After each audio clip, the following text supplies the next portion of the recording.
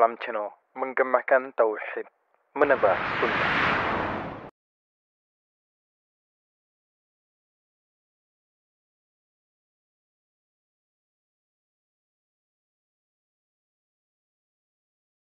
Bismillahirrahmanirrahim. Assalamualaikum warahmatullahi wabarakatuh.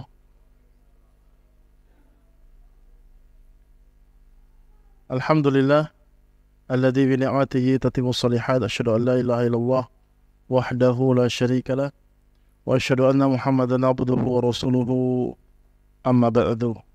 Alhamdulillah, kaum muslimin wal muslimat, bapak-bapak dan ibu-ibu sekalian, semoga Allah Subhanahu wa taala senantiasa memberikan rahmatnya, taufiknya kepada kita semua, sehingga kita senantiasa dapat mensyukuri semua kenikmatan Allah Subhanahu wa taala yang begitu banyaknya yang Allah karuniakan kepada kita semua. Terkhusus kita betul-betul dan benar-benar bersyukur kepada Allah Subhanahu wa taala di mana kita dapat berjumpa kembali, bersua kembali, bertatap muka kembali dalam rangka untuk meningkatkan kualitas keimanan kita dan ketakwaan kita kepada Allah Subhanahu wa taala dengan membacakan ayat-ayat yang sangat suci, ayat-ayat yang mulia dari surat Al-Fatihah dan seterusnya. Maka kita berharap kepada Allah Subhanahu wa taala agar Allah memberikan pemahaman kepada kita semua dari apa yang akan kita pelajari dan yang telah kita pelajari, serta kita diberikan kekuatan untuk mengamalkan semuanya. Amin ya rabbal alamin. Salawat serta salam semoga Allah Subhanahu wa taala mencurahkan kepada baginda Nabi kita tercinta Nabi Muhammad sallallahu alaihi wasallam, yang kita tidak pernah bosan-bosannya untuk senantiasa berdoa dan berharap kepada Allah Subhanahu wa taala agar semua yang kita lakukan ini adalah bukti cinta kita kepada beliau sallallahu alaihi wasallam atas perintah Allah Subhanahu wa taala, sehingga membuktikan dengannya kita bisa berkumpul bersama beliau sallallahu alaihi wasallam di surga Allah Subhanahu wa taala yang tertinggi, surganya para nabi dan para rasul. Amin ya rabbal alamin. Alhamdulillah, segala puji bagi Allah Subhanahu wa taala di mana kita dapat berjumpa kembali dalam pertemuan tafsir Al-Fatihah di pertemuan yang ke-10. Berapa untuk tafsirnya? 12. Untuk tafsirnya doang ya. Berapa Mas Jan? Lebih jam berapa? Ke-8 ini ya? Pertemuan ke-8 untuk tafsir sekarang ini, alhamdulillah. Alhamdulillah, jadi pertemuan ke-8 di mana Masya Allah, Allahu Akbar, begitu sangat luasnya makna yang terkandung di dalam Al-Quran, terkhusus dari awal Al-Quran surat Al-Fatihah, yang dimana sudah kira-kira 6 pertemuan. 2 pertemuan itu kan pembukaan ya.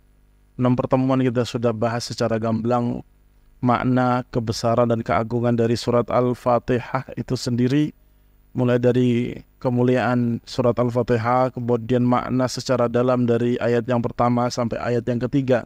Maka insyaallah ta'ala pada kesempatan kali ini kita akan menjelaskan tafsir secara mendalam maksud dari kalimat ayat yang keempat, Maliki Yaumiddin. Maliki Yaumiddin, ya simple ya, Maliki Yaumiddin. Malik, langsung saja. Maliki, ya, Malik yaitu penguasa, pemilik. Malik, penguasa, pemilik. Yaumiddin yaitu hari berbangkit, hari kiamat.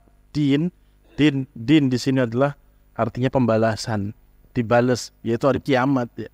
Hari kiamat itu salah satu namanya adalah ad-din, yaitu hari pembalasan, di mana semua manusia akan diberikan ganjaran, diberikan balasan dari semua kebaikan ataupun keburukan yang mereka lakukan di muka bumi ini. Pada saat itulah, hari itulah yang disebut dengan hari pembalasan. Ketika kita mengkaji maksud dari alhamdulillahi, segala puji bagi Allah Subhanahu wa taala, Rabbi, ya, Tuhan. Tuhan itu kan sudah kita jelaskan maknanya kan ada 3 tuh ya. 1, pencipta. Rabb itu Rabb ya, arti Rabb ya, itu ada 3 maknanya, kandungannya. Semuanya dinukilkan dalam Al-Quran. Makna Rabb itu kalau kita mengkaji di dalam banyak ayat-ayat Al-Quran, maknanya kan ada 3 sudah pernah kita sebutkan. Contohnya surat Maryam ayat 65. Rabb di sini disebutkan sebagai pencipta Al-Khaliq. Jadi makna Rabb itu ada 3. Pencipta, ya, pencipta, Rabbus samawati wal ardi, surat Maryam ayat 65. Kemudian Rabb juga maknanya adalah mudabbir, penguasa. Pengatur, bukan penguasa. Mudabbir itu artinya pengatur, yang ngatur semuanya ini kecil, dari yang kecil banget sampai yang paling besar banget, itu semuanya yang ngatur Allah Subhanahu wa ta'ala. Dalilnya surat As-Sajdah. Surat As-Sajdah ayat 4 sampai 5. Nah, ayat yang keempat itu kaitannya dengan apa? Al-Khaliq. Allahu khaliqus samawati wal arda wa ma bainahuma fi 6 ayyamin thumma istawa 'alal 'arsy ma lakum min dunihi min waliyyin wala syafi' yudabbirul amra minas sama'i ilal ardi thumma ya'ruju ilaihi fi yaumin kana miqdaruhu albasanati mimma ta'uddun. Surat As-Sajdah ayat 45 atau 54 gitu ya. Ayat-ayat yang pertama. Di situ menegaskan bahwasanya makna Rabb itu artinya adalah pencipta dan pengatur. Ketiga, makna Rabb, jangan sampai lupa. Jadi jangan sampai kita memahami artian Rabb itu hanya Tuhan gitu doang, enggak. Kalau kita mengkaji banyak ayat Al-Quran, Rabb itu tidak sesimpel itu menjelaskan Tuhan, tetapi memiliki 3 makna yang disebutkan oleh para ulama tafsir karena dinukil banyak ayat. Ya, yang ketiga Malik. Yang ketiga itu Malik atau penguasa, pemilik. Malik atau penguasa atau pemilik. Sebagaimana yang Allah Subhanahu wa taala katakan dalam surat Al-Maidah ayat 15. Surat Al-Maidah ayat 15. Lahu mulkus samawati wal ardi wa ma bainahuma yakhluqu ma yasha. Allahu ala kulli syai'in qadir. Dialah penguasa seluruh alam semesta ini. Jadi Rabb, ya, Rabb itu kalau disandarkan ke kalimat setelahnya itu kandungannya adalah alamin, Rabbul alamin, keseluruhan alam semesta. Nah, ternyata di dalam ayat Al-Quran ketika Allah menyandarkan alam, langit, bumi, sebelumnya itu bukan hanya mana Rabb saja. Khaliq, tadi yang sudah kita sebutkan, Rabbus samawati wal ardi wa ma bainahuma fa'bud wastabir li'ibadati hal ta'lamu lahu samia, surat Maryam ayat 65. Jadi setelahnya itu ada kalimat as-samawat, bumi dan langit, seperti surat Al-Fatihah yang pertama. Surat As-Sajdah 4 dan 5, di situ jelas perkataan Allah SWT, yudabbirul amra minas sama'i ilal ardi thumma ya'ruju ilaihi. Dialah yang telah mengatur seluruh alam semesta ini dari bumi, dari mengatur semuanya yang ada di bumi dari langit Allah Subhanahu wa taala. Jadi makna Rabb itu ada 3, yaitu pencipta, pengatur, dan penguasa. Kalau kita mau kumpulkan semua ayat-ayat, apa yang sudah saya sebutkan tadi itu cuma segelintir saja, beberapa saja. Tapi kalau kita mau cari lagi begitu banyaknya, makna Rabb itu bukan hanya Tuhan doang artinya, tetapi apa? Pencipta, pengatur, dan penguasa. Ditambah lagi Allah Subhanahu wa taala tegaskan setelahnya di ayat yang keempat, Maliki Yaumiddin. Malik Yaumiddin, yaitu Allah Subhanahu wa taala menguasai, memiliki. Menguasai itu adalah artinya adalah memiliki. Tetapi yang disandarkan ke sini atau yang disandarkan dari kalimat setelah kata penguasa, dialah Allah Subhanahu wa taala yang menguasai, bukan as-samawat wal ard, bukan langit atau bumi atau bukan alam semesta. Tapi apa? Yaumiddin. Nah, di situ ada perbedaan. Ketika Allah Subhanahu wa taala menggunakan kata malaka, mulkus samawati wal ard, malikus samawati wal ard misalkan. Berarti Allah ingin menjelaskan kepada kita semua, Allah itu mengatur alam semesta seluruhnya saat ini di dunia yang kita lihat saat ini. Ternyata di ayat keempat ini bukan cuma di dunia doang yang Allah atur, gitu loh, paham? Bukan langit-langit doang, bukan bumi-bumi doang, tetapi pasca bumi langit itu hancur, Allah tetap berkuasa. Paham? Paham enggak? Jadi maha sempurnanya penguasaan Allah Subhanahu wa taala, penciptaan Allah Subhanahu wa taala, pengaturan Allah Subhanahu wa taala bukan berhenti sampai di dunia doang. Ya. Tadi kan sudah saya nukilkan ayat-ayatnya. Dialah penguasa langit, dialah penguasa bumi, dialah pencipta langit, dialah pencipta bumi, dialah pengatur bumi, dialah pengatur langit. Ketika hari kiamat siapa yang ngatur? Tetap Allah Subhanahu wa taala. Dalilnya Maliki Yaumiddin. Nah, itu cara memahaminya. Sehingga itulah yang disebut dengan raja diraja. Apa maksud raja diraja itu? Ya, kalau presiden, di atas presiden ada yang lebih tinggi lagi. Di atasnya lagi ada tinggi, itu namanya, itu yang disebut dengan ketinggian, ya. Kekuasaan yang relatif. Kekuasaan yang relatif. Ya kan? Kekuasaannya relatif. Pangkat-pangkat yang berbeda-beda itu maksudnya adalah apa? Yang pangkat tinggi tetap ada yang lebih tinggi lagi. Itu yang disebut dengan kekuasaan secara relatif. Apa maksudnya relatif? Ada yang lebih daripada dia. Ketinggian juga sama, relatif. Tapi kalau Allah Subhanahu wa taala bukan relatif lagi, absolut.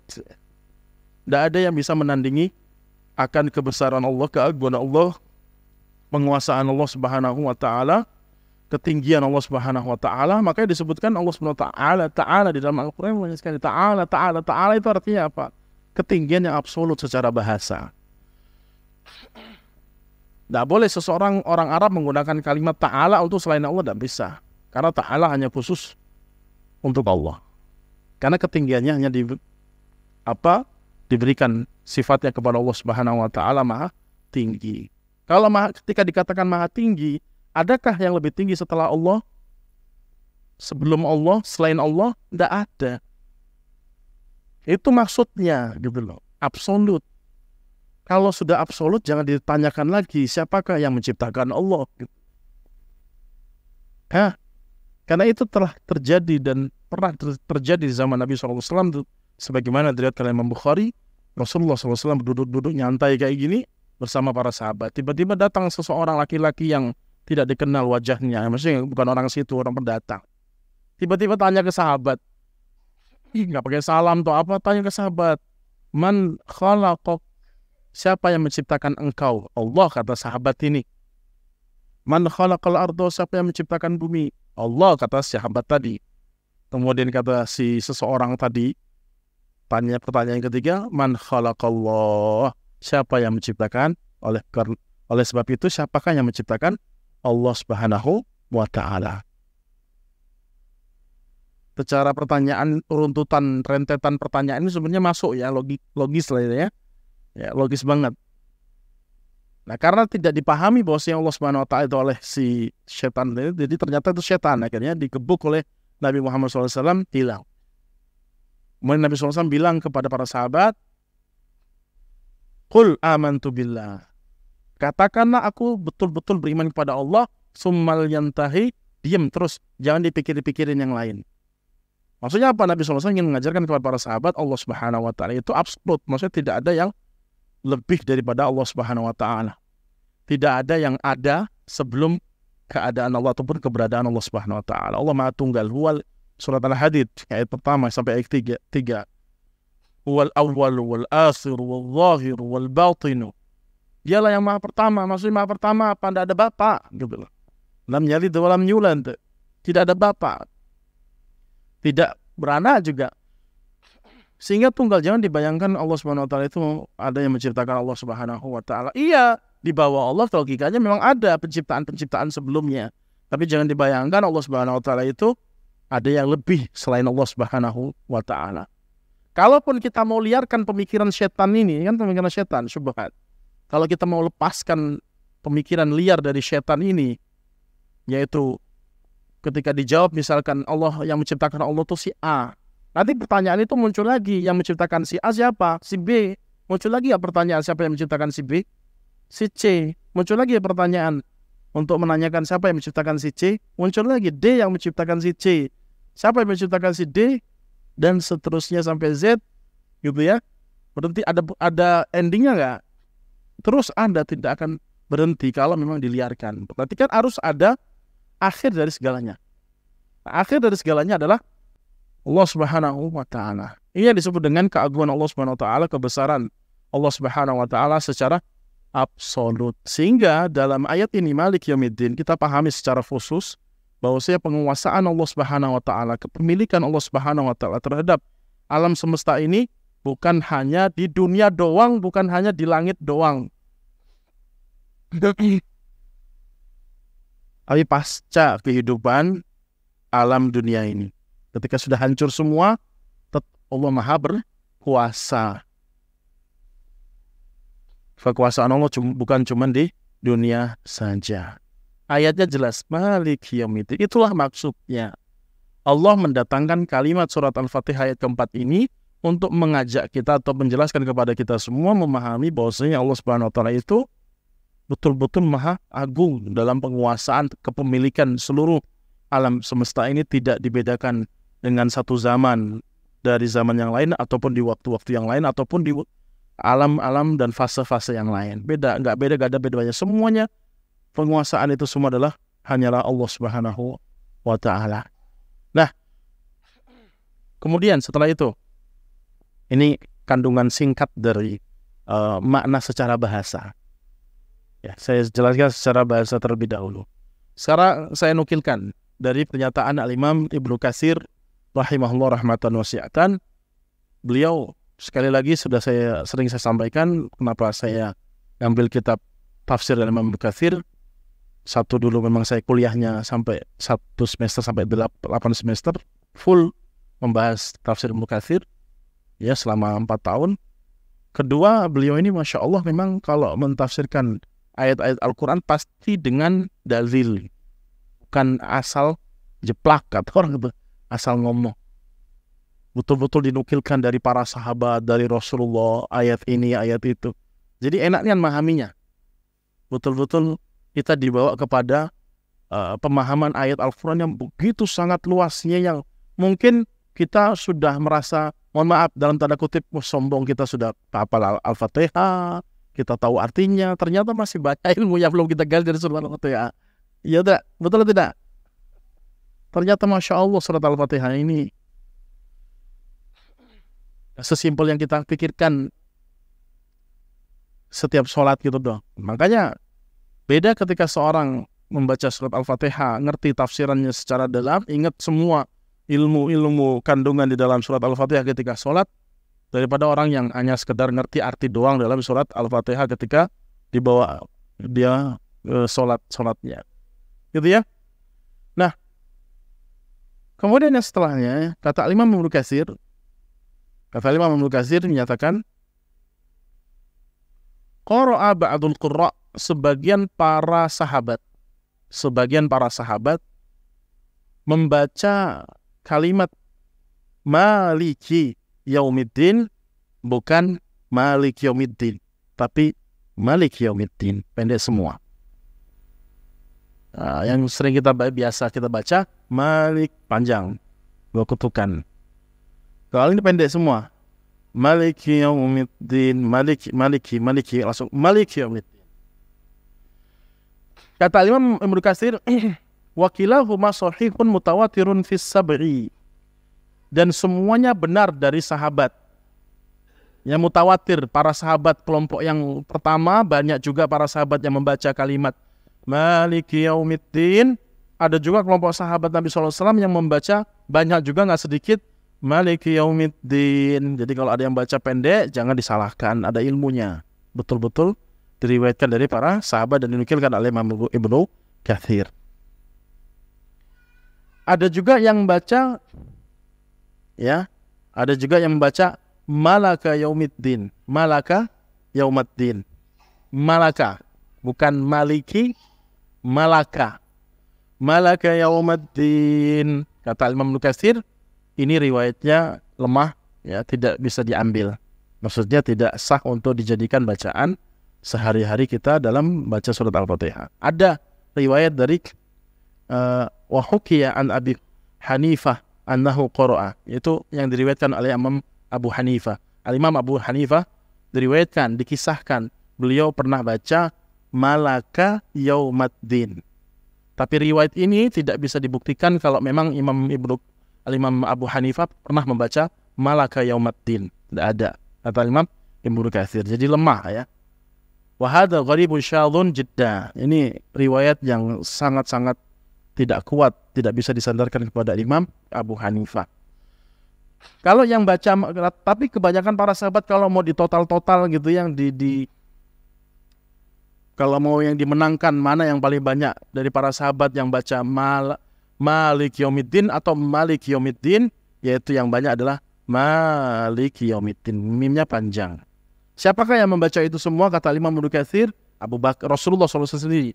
Jadi keseringannya Nabi SAW atau seringnya Nabi Muhammad SAW itu membaca panjang. Maliki yaumiddin. Abu Bakar juga, Umar, Utsman, Muawiyah, dan anaknya Yazid bin Muawiyah. Kanu yaqra'una Maliki yaumiddin. Jadi kebanyakan para sahabat, begitupun keseringan Nabi SAW baca mimnya panjang. Maliki yaumiddin. Adapun Maliki pendek itu dari Marwan, dari sahabat Marwan yang dinukilkan oleh Ibnu Syihab, seorang tabi'in yang meriwayatkan jalur dari para sahabat bacaan Maliki Yaumiddin, pendek semua, Maliki Yaumiddin. Kira-kira itu singkatnya makna secara ataupun cara membaca yang terkenal dari kalangan para sahabat kalimat ini. Kemudian sekarang kita fokus kepada pernyataan-pernyataan Imam Ibnu Katsir, maksud dari hakikat dari makna tafsiran Allah Subhanahu wa taala adalah penguasa hari kiamat kelak, pemilik hari kiamat kelak. Beliau menukilkan beberapa ayat. Yang pertama, surat Maryam ayat 40. Jadi beliau mentafsirkan ayat Al-Fatihah ayat 4 ini dengan ayat lain, sehingga sempurnalah makna Malik Yaumiddin. Ada beberapa ayat yang beliau tafsirkan kalimat Malik Yaumiddin dengan ayat-ayat yang begitu banyaknya dalam Al-Quran. Yang pertama surat Maryam ayat 40.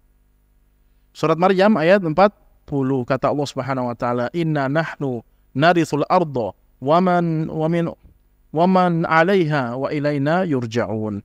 Dan sesungguhnya kamilah yang telah mewariskan bumi ini kepada mereka manusia, wa man 'alaiha, dan semuanya yang ada di dalam muka bumi ini, wa ilaina yurja'un, dan semuanya akan dikembalikan kepada kami.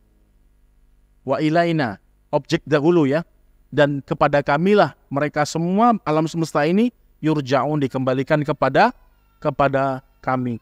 Jadi objeknya dikedepankan, wa ilaina. Wa ilaina kan objek, kepada kami.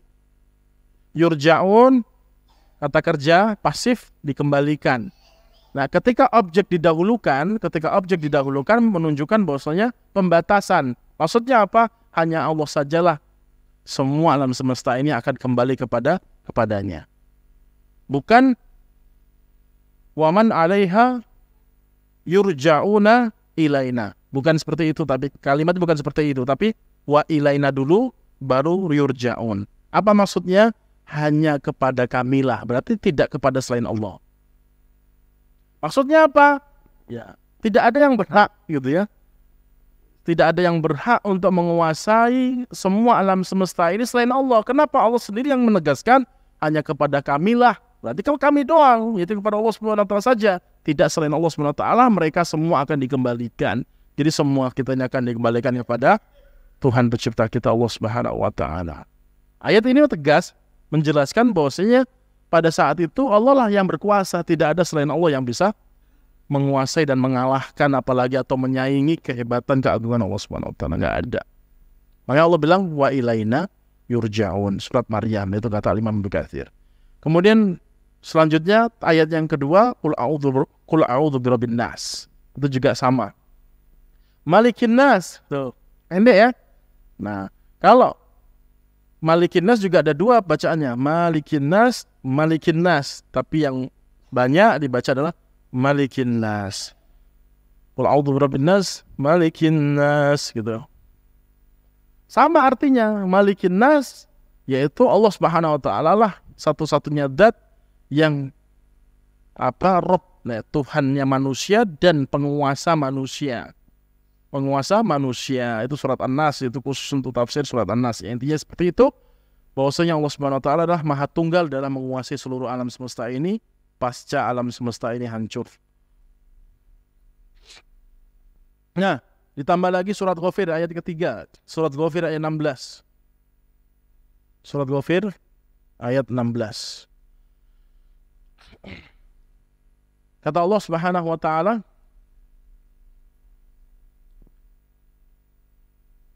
beliau cuman ayat yang 16 doang ya, ayat 16 doang. Tapi nanti kita tarik juga ya ayat ke-15 ya. Atau kita baca dulu yang ke-15 saja dulu. Beliau nukilnya cuma 16 doang, ayat 16 doang surat Ghafir. Tapi kita coba untuk memahami ayat yang sebelumnya, ayat ke-15. Kata Allah Subhanahu wa taala, Rafi'ud darajati dzul arsy yulqir ruha min amrihi ala man yasha. Dialah yang maha tinggi Allah Subhanahu wa taala. Rafi'ud darajat. Dialah yang maha tinggi derajatnya. Ayat ini menjelaskan kalimat derajat. Derajat itu ke bawah atau ke atas. Gak ada yang bilang derajat ke bawah. Gak ada ya. Derajat itu ke atas. Nah, ya, makanya tafsirannya adalah dialah yang maha tinggi kedudukannya. Jelas Allah Subhanahu wa taala berada di atas zatnya, di atas arsy. Dzul arsy yulqir ruh. Dialah yang pemilik penguasa arsy. Yang memiliki menguasai apa? Arsy. Arsy itu apa? Singgasana Allah Subhanahu wa taala. Yang begitu sangat luasnya. Yang kata Al-Imam Ibnu Katsir, bahwasanya Rasulullah SAW ada dua riwayat dari Abdullah bin Abbas, jarak di antaranya ya, jarak di antara bumi sampai langit itu 5.000 tahun perjalanan. 5.000 tahun perjalanan. Al-Imam Ibnu Katsir juga meriwayatkan bahwasanya dalam riwayat lain justru mengatakan 50.000 tahun perjalanan untuk sampai kepada arsy Allah Subhanahu wa taala. Jadi ada dua riwayat yang semuanya sahih semua kedua-duanya. Yang menunjukkan bahwasanya itu jaraknya aja jauh, luas, ya, jarak ini kan disebut jarak. Apalagi setiap derajatnya, setiap levelnya. Itu pertama langit, kedua, ketujuh, sampai ketujuh. Kemudian kursi Allah, air, kemudian arsy Allah Subhanahu wa taala. Min amri. Kemudian Allah Subhanahu wa taala mengutus Jibril kepada Nabi Muhammad SAW membawa perintahnya atau membawa ilmu agama atau Al-Qur'an ini. Ala may yasha, berikan kepada siapapun yang Allah kehendaki hidayah kepada mereka sebagai hamba-hamba Allah Subhanahu wa taala min ibad. Liyundhira yaumat talaq, agar mereka bersiap-siap untuk pertemuan pada hari kiamat. Liyundhira yaumat talaq, agar manusia ini, hamba-hamba Allah ini diberikan peringatan bersiap-siap untuk menghadapi hari pertemuan dengan Allah Subhanahu wa taala. Nah, ini yang ke-15. Yang ke-16. Liyundhira yaumat talaq yaumahum barizun. Yaumahum barizuna la yakhfa 'ala Allah minhum syai'. Yaumahum barizun, di mana pada hari kiamat mereka akan digiring dari alam kubur mereka. Hari kiamat, gambaran singkat tentang hari kiamat. Gambaran singkat tentang hari kiamat. Yaumahum barizun. Di hari itu semua mayit-mayit yang ada di dalam kubur-kubur mereka akan dibangkitkan. Digiring, barizun itu artinya digiring. Gak liar kemana-mana, digiring. Allah yang giring. La yakhfa 'ala Allah minhum syai', tidak ada satupun yang bisa kabur. Ngeri kan? Kita ketahuan, kita sadar. Di alam kubur kita masing-masing itu kita sudah tahu. Kita nih penghuni surga atau penghuni neraka sudah ketahuan. Yang penghuni surga sudah terlihat, itu pintu surga sudah siap untuk kita masuki. Dari kuburan itu sudah kelihatan. Allah buka permadani dari surga. Makanya doa penghuni kubur yang masuk termasuk penghuni surga, doanya apa? Ya Rabbi aqimis sa'ah hatta arji'a ila mali wa ahli. Ya Rabb, cepet-cepetin bangkitkan hari kiamat agar aku bisa kembali kepada hartaku, rumahku, keluargaku di surga. Karena dia dibayang-bayangin dari jauh di kuburannya. Begitupun sebaliknya para calon penghuni neraka jahanam. Di alam kubur mereka juga diperlihatkan panasnya, adabnya yang telah menyakiti mereka, telah menyiksa mereka di alam kubur. Mereka tahu ngerinya neraka jahanam, maka doa mereka mengatakan apa? Ya Rabbi la tuqimis sa'ah, ya wahai Tuhanku, jangan bangkitkan hari kiamat. Tahu kalau dibangkitkan lebih ngeri lagi siksaannya. Hadis ini sahih diriwayatkan Imam Ahmad dari sahabat Al-Barra bin Azib. Jadi seperti itu. Nah, ketika dibangkitkan hari kiamat, ya, qalu man ba'atsana min marqadina. Siapa yang bangunin kami dari tidur lelap kami? Yaitu Allah Subhanahu wa taala. Baru pada saat itu digiring mereka. Tidak ada yang bisa kabur. Kemudian setelah Allah Subhanahu wa taala menggiring semua manusia yang mati-mati dalam kubur mereka, begitupun mereka yang seketika merasakan merasakan hari kiamat, digiring semuanya tanpa terkecuali, nggak ada yang bisa kabur dari hadapan Allah Subhanahu wa taala, dari penguasaan Allah Subhanahu wa taala. Maka Allah bilang kepada mereka semua. Allah bilang kepada mereka semua. Apa perkataan Allah Subhanahu wa taala? Limanil mulkul yawma lillahil wahidil qahhar. Limanil mulkul yawm. Allah bertanya kepada mereka, siapakah penguasa di hari ini? Siapa yang kalian bangga-banggakan dari penguasa-penguasa kalian, raja-raja kalian dulu? Siapakah yang menguasai alam saat ini, pertemuan saat ini, hari kiamat maksudnya? Allah tanya. Yang pertanyaan tersebut sebenarnya jelas jawabannya. Betul ya? Pertanyaan yang jelas jawabannya. Siapa raja di raja hari ini? Siapa jawabannya? Apa jawabannya? Ya jelas. Yang bertanya Allah Subhanahu wa taala. Lillahil wahidil qahhar. Dialah Allah Subhanahu wa taala yang Maha Tunggal dan yang Maha Qahhar. Qahhar, ada nama seorang Qahhar, Abdul Qahhar. Qahhar itu artinya dia lebih tinggi daripada penguasa. Qahhar itu artinya dia menguasai plus mengalahkan. Jadi kalau Malik doang, Malik doang artinya penguasa, pemilik. Tapi kalau ditambahin Qahhar, sudah penguasa, kemudian tidak bisa dikalahkan. Itu maksudnya Qahhar. Qahhar itu apa? Tidak bisa dikalahkan. Apa bahasa yang pas? Tidak bisa dikalahkan. Ya itulah pokoknya. Makanya lengkap ke ayat ini, lengkap banget. Siapakah penguasa hari ini, hari pertemuan ini? Dialah hanya Allah lah yang Maha Tunggal. Maha Tunggal, nggak ada yang serikat bersama Allah SWT.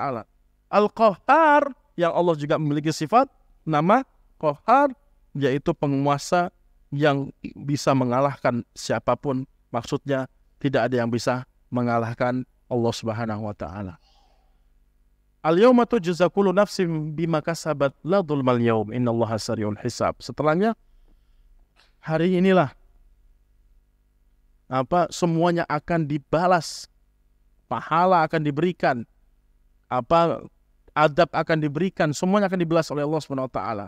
La dzulmal yaum, tidak ada sedikit pun kedzaliman. Sesungguhnya Allah Subhanahu wa taala Maha cepat perhitungan semua amalan-amalan anak Adam, seluruh manusia. Coba bayangkan, semua manusia dari awal sampai akhir dikumpulkan oleh Allah Subhanahu wa taala dalam satu tempat di padang mahsyar yang jumlahnya mungkin gak kehitung. Hitung atau tidak? Jumlah kita besok hitung atau tidak? Ya, atau gak kehitung ya, banyak. Apakah Allah mampu mengumpulkan seluruh manusia dan jin yang gak kehitung tadi? Masya Allah. Sudah gak kehitung, mampu lagi. Apalagi ngeri. Itulah Allah Subhanahu wa ta'ala. Ghafir ya, surat Ghafir. Surat Al-Furqan. Oh banyak ini sebenarnya.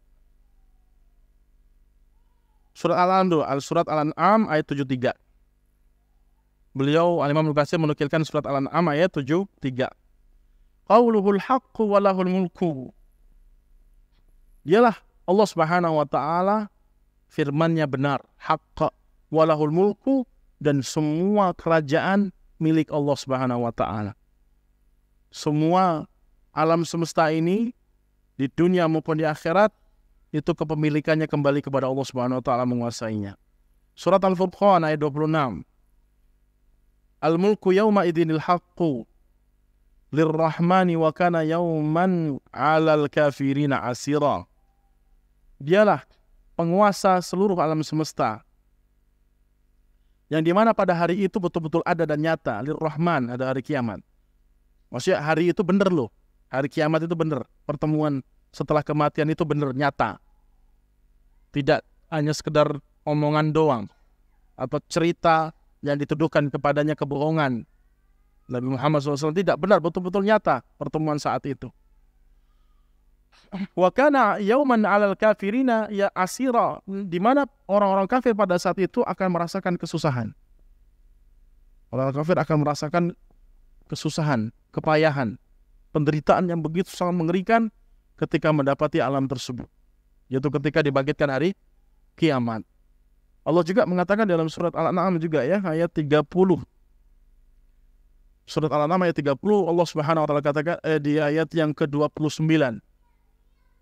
Allah Subhanahu wa taala katakan, "Walau tara idh wuqifu 'ala rabbihim", wahai Muhammad, jikalau kalian engkau melihat pada saat itu orang-orang akan dihadapkan kepada Allah Subhanahu wa taala. Jadi dihadapkan semua manusia di hadapan Allah Subhanahu wa taala. Terlebih lagi orang-orang yang mendustakan pertemuan hari itu, yang mendustakan hari itu, pertemuan pada saat hari kiamat. Maka Allah katakan setelahnya, "Walau tara idh wuqifu 'ala rabbihim qala alaysa hadza bil haqq", wahai hambaku sekalian, Allah bertanya nih kepada kita semua, pertemuan ini benar apa enggak? Pertemuan ini betul atau tidak? Nyata atau tidak? Pertemuan ini loh, hari kiamat ini, pertemuan denganku ini, benar atau tidak? Pertanyaan yang jelas jawabannya, posisi kita di hadapan Allah SWT, Allah tanya kayak gitu. Kayak seorang ayah bilang ke anaknya, "Kamu yakin gak saya ini bapakmu?" Kita ini ada gak di dunia saat ini? Betul gak pertemuan saya dengan bapak sekalian? Betul gak pertemuan kita ini? Kayak gitu dia berkata. Tidak perlu saya tanyakan. Apa maksud pertanyaan itu? Pertanyaan adab yang menyakiti hati. Itu yang disebutkan oleh para ulama.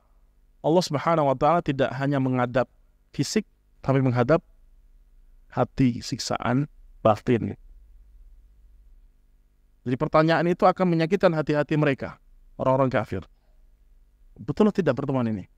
Apa jawaban mereka? Qalu bala, benar ya Rabb, betul-betul adonian. Bahasa anak ya. Adonian. Maka apa jawaban Allah SWT ketika mereka yakin pertemuan ini nyata?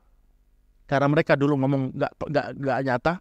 Dulu di dunia bilang nggak nyata pertemuan itu. Ketika ada betulan, mereka malah mengingkari pernyataan mereka dulu di dunia. Betul ya Rabb. Maksudnya apa? Agar mereka merasa bersalah. Bukan Allah yang ngedolimi mereka. Mereka sendiri yang dulu mereka bilang di dunia, sebelum mati, sebelum pertemuan itu bilang mereka mendustakannya, tidak yakin. Ketika mereka betul-betul di hadapan Maha Agung Allah Subhanahu wa taala, Allah tanya lagi biar mengingatkan memori dulu. Mengingatkan memori dulu yang dulu mereka mengatakan tidak ada, ternyata ada, ya salah sendiri.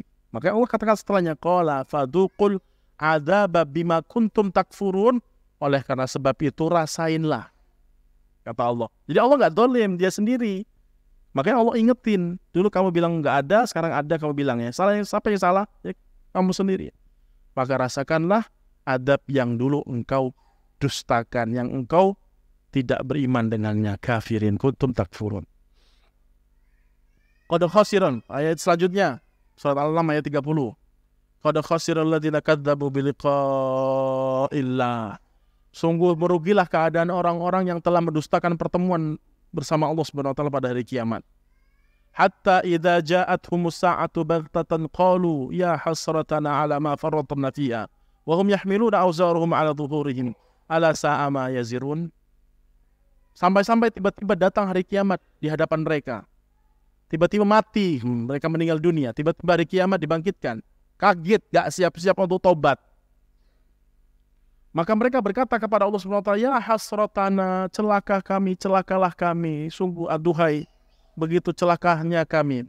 Yang mati dalam kekufuran, yang mati dalam kemaksiatan, kefasikan, yang mati dalam ataupun yang mendapati hari kiamat, yang mendustakan hari kiamat pada saat itu, mereka akan berkata, kita akan rasakan itu semua, kita akan mendengar itu semua kalimat, ya hasrotana, merugilah kami.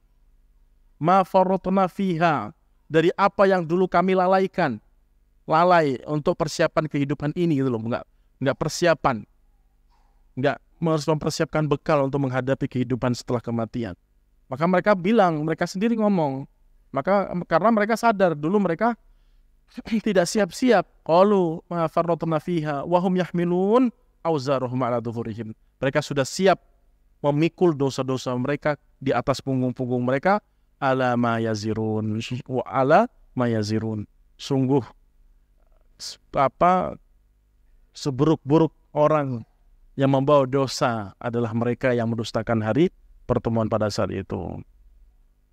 Kenapa kok mereka mendustakan hari itu? Karena ketipu dengan nikmat dunia. Makanya Allah katakan selanjutnya ayat 31. Al-An'am 31. Wa mal hayatud dunya illa la'ibun wa lahun. Tidaklah kehidupan hanya sekedar main-main saja, sedang gurau. Habis makan, lapar lagi. Habis makan, lapar lagi.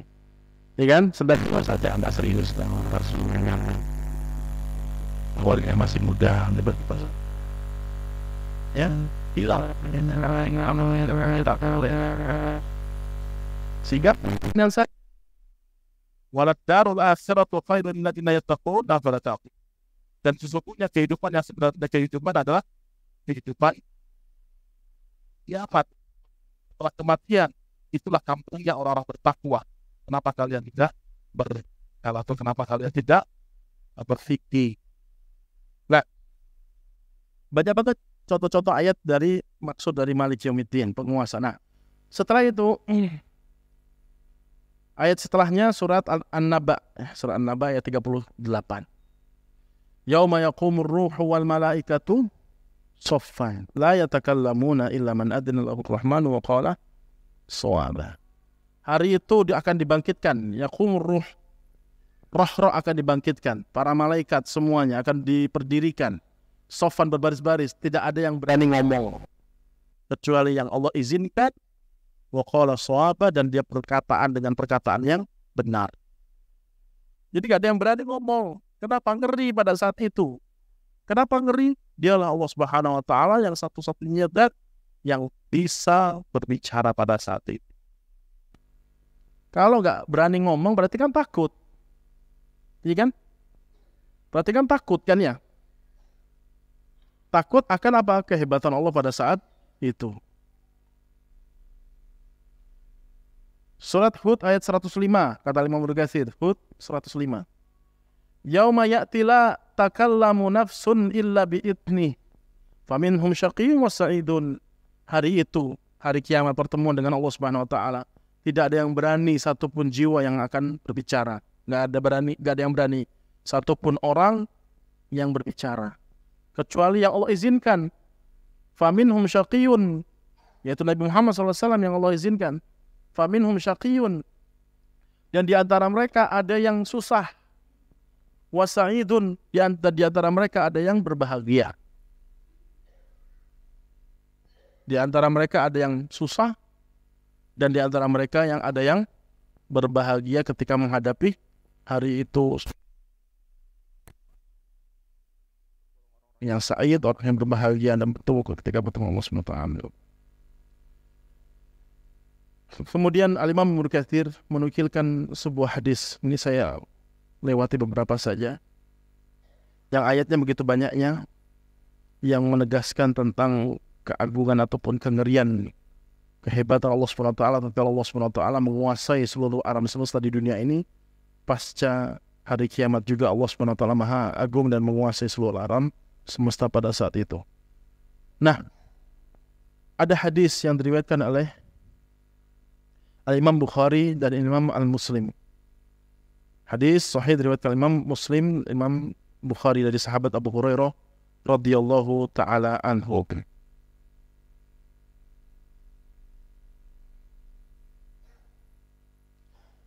Kata Rasulullah SAW bilang seperti ini.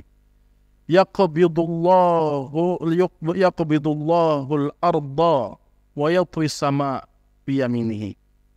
Pada hari kiamat Allah menghancurkan alam semesta ini, menghancurkan bumi dan langit ini dengan satu genggaman tangan kanan Allah Subhanahu wa taala. Wa yatwi, kemudian Allah lipat-lipat semua alam semesta ini dengan satu tangan kanan Allah Subhanahu wa taala. Jangan dipikirin seperti apa tangan Allah Subhanahu wa taala, kita imani saja apa yang dikatakan oleh Nabi SAW, tangan kanan Allah Subhanahu wa taala. Sudah itu aja, sudah gak perlu dibayang-bayangin. Ini bahasa Nabi seperti itu. Pada hari kiamat Allah Subhanahu wa taala akan menggenggam apa? Bumi dan melipat-lipat langit dengan tangan kanan Allah Subhanahu wa taala. Cara Allah menghancurkan alam semesta ini. Setelah hancur, berpindahlah alam semuanya, seluruh manusia dan jin, kata Rasulullah SAW.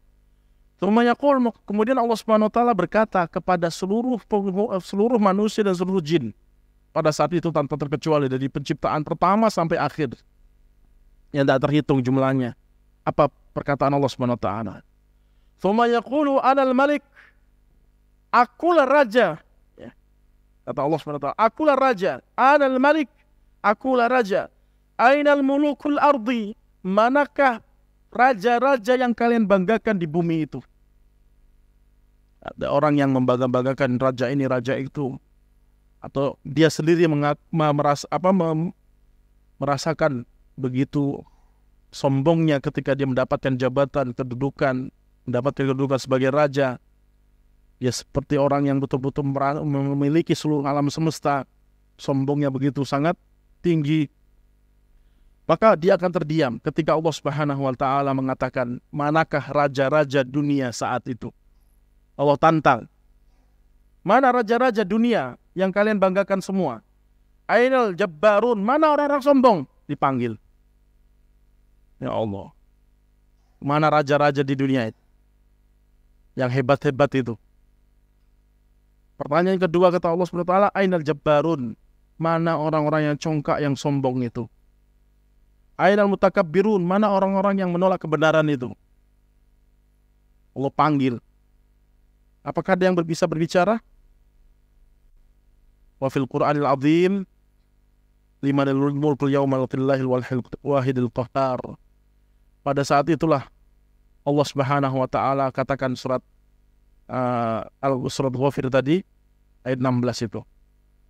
Maka kata Rasulullah SAW, tidak ada yang berani ngomong, berbicara ketika Allah Subhanahu wa taala mengucapkan kalimat tadi. Maka yang ada adalah kebahagiaan atau kesengsaraan ketika mereka telah mendapati hari kiamat, yang dimana Allah Subhanahu wa taala menguasai mereka pada saat itu dan mengalahkan semua orang-orang yang merasa sombong dan merasa angkuh pada saat di dunia.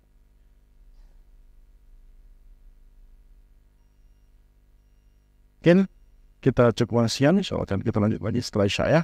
Allahu ta'ala a'lam wa akhiru da'wana alhamdulillah. Assalamualaikum warahmatullahi wabarakatuh. Assalamualaikum warahmatullahi wabarakatuh.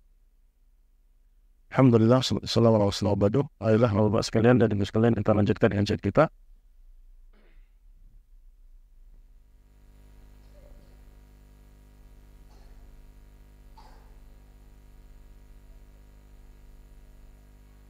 Jadi ayat-ayat yang semisal sebenarnya banyak banget ya kalau kita mau mengkajinya. Tadi kira-kira itulah gambaran secara global dari ayat-ayat yang semisal dengan surat Al-Fatihah ayat 4 ini, di mana Allah Subhanahu wa taala betul-betul menegaskan dan menjelaskan bahwasanya satu-satunya zat yang maha menguasai dan tidak terkalahkan di hari itu hanyalah Allah Subhanahu wa taala. Kemudian Al-Imam Ibnu Katsir mengakhiri penjelasan beliau terhadap tafsir Malik Yaumiddin, yaitu memberi atau melampirkan atau menukilkan pernyataan Umar bin Khattab radhiyallahu taala anhu tentang sunnahnya, disarankannya, dianjurkannya seseorang untuk mempersiapkan hari itu, mempersiapkan hari itu dengan memperbanyak dan membekali diri dengan amalan soleh dan menjauhkan dirinya dari segala macam bentuk kemaksiatan. Dalam hadis riwayat Imam Bukhari, dalam hadis riwayat Imam Bukhari, di mana Al-Imam atau Umar bin Khattab radhiyallahu taala anhu menjelaskan dan mengatakan, hasibu anfusakum qabla an tuhasabu. Hisablah diri kalian.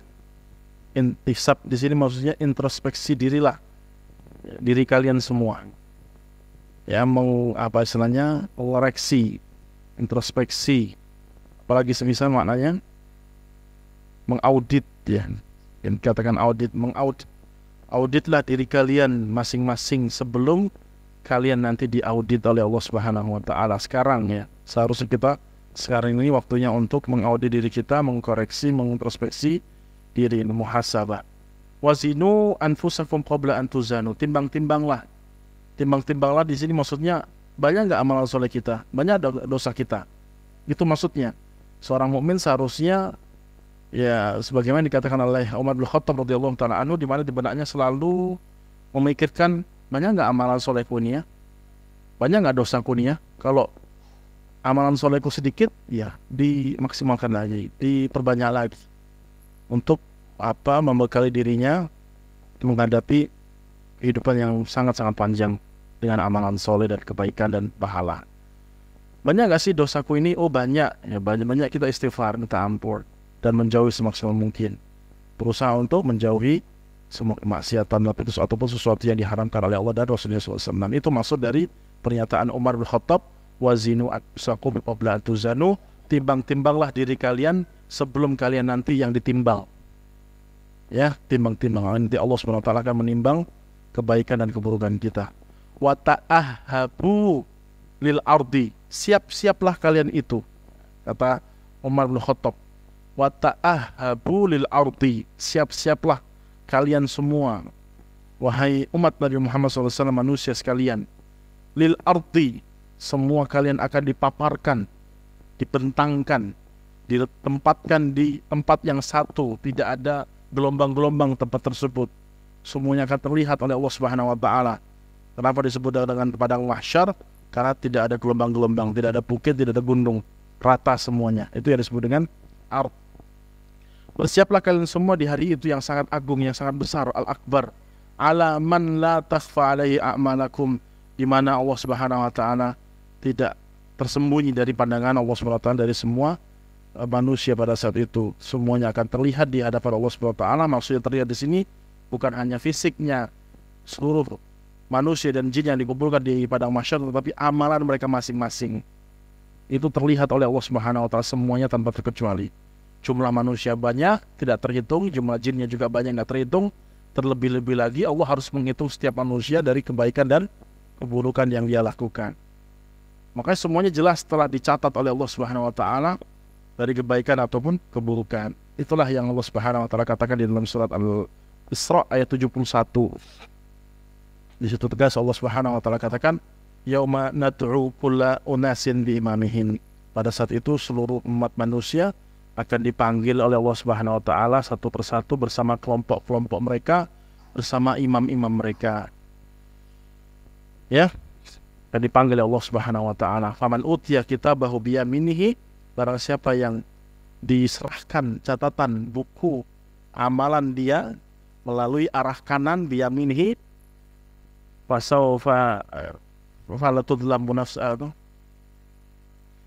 Faman utiya kitabahu biyaminihi faulaika hum muqra'una faulaika alladziina yaqra'una kitabahu wa la yudlamuna fatila. Semua mereka akan dapat membaca semua amalan yang telah dia lakukan, yang diserahkan dari arah kanan mereka, dan mereka tidak akan mungkin didolimi sedikit pun oleh Allah Subhanahu wa taala.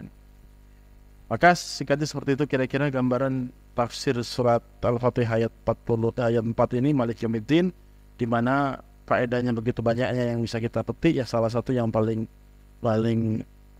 penting untuk kita persiapkan yaitu di mana pada saat itu tidak ada lagi kekuasaan kecuali kuasa Allah Subhanahu wa taala. Maka kita betul-betul bersiap untuk menghadapi hari itu dengan memperbekali banyak amal soleh dan berusaha untuk menjauhi segala macam bentuk kemaksiatan, sehingga Allah akan melindungi kita, memberikan pertolongan kepada kita, bukan sebaliknya. Amin ya rabbal alamin. Jadi semakin takut, semakin berharap kepada Allah Subhanahu wa taala. Faedah dari ayat ini, Maliki Yaumiddin. Kira-kira seperti itu apa yang dijelaskan oleh Imam Ibnu Katsir. Baik, saja yang bisa saya sampaikan. Semoga dari ayat surat Al-Fatihah 4 ini memberikan motivasi kita untuk mempersiapkan hari itu dan membekali diri kita semua dari segala macam bentuk menjauhkan diri kita semua dari segala macam bentuk kemaksiatan dan memaksimalkan potensi diri kita untuk memperbanyak pahala amal soleh tatkala kita berjumpa dan bertemu di hadapan Allah Subhanahu wa taala yang Maha Agung. Kita akan mendapatkan keselamatan dan termasuk orang-orang yang berbahagia pada saat itu. Amin ya rabbal alamin. Wa akhiru da'wana alhamdulillahi alamin. Subhanallahi wa bihamdihi asyhadu an la ilaha illa anta astaghfiruka wa atubu ilaik. Assalamualaikum warahmatullahi wabarakatuh.